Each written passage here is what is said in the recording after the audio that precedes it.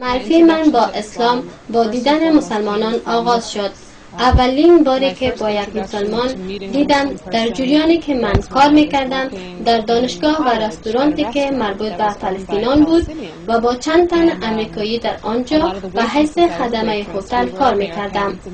و راننده ها و مالک هتل اعراب مسلمان بودند و با خودم می گفتم اوه این آقایان را ببین چگونه با یکدیگر صمیمانه احوال پرسی می کنند و یکدیگر را در آغوش می گیرند و زمانی که با یکدیگر تنها می شدند کاملا یک رفتار متفاوتی می داشتند، اما کاملا یک رفتار خوب. با دیدن این اشخاص یک علاقمندی خاص به اسلام پیدا کردم. بعدا در دانشگاه یک صنف را گرفتم و در آن تاریخ شرق میانه را تدریس می کردم و آهسته آهسته جنبه سیاسی قسمت دیگر این منطقه را درک کردم و همچنان جنبه مذهبی آن را بیشتر فهمیدم و بسیار علاقمند شدم تا اسلام را از منظر تاریخ آن مطالعه کنم و همچنان در بین مسلمانان بودم تا آنها را مطالعه کنم که چگونه انسان‌های هستند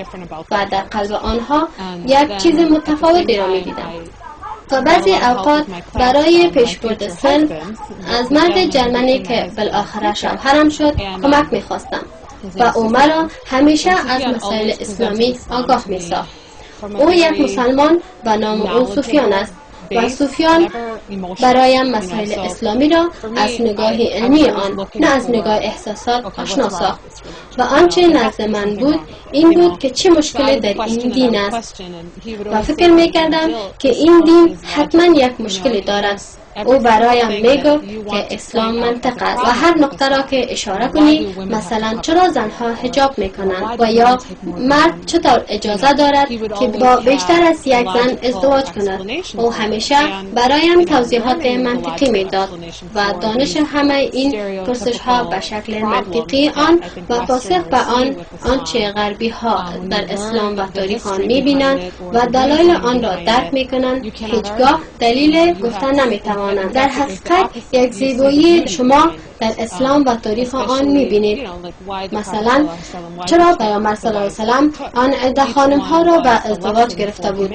که هر یکی این مسائل درسی بود برای بشریت و هر یک آنها معلمی برای بشریت بودند و برای مسلمانان می آموزاندند که هیچگاه به خاطر زیبایی یک زن با او ازدواج نکنند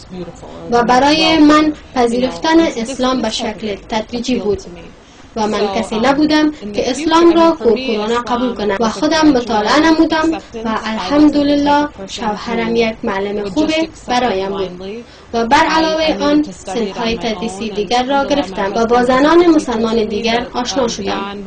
و به حلقات آنان اشتراک می‌کردم و پذیرفتن اسلام برایم مانند یک سفر بود و من باز هم میگویم که کامل نشدم و به مطالعه خود ادامه دهم و مسلمان باید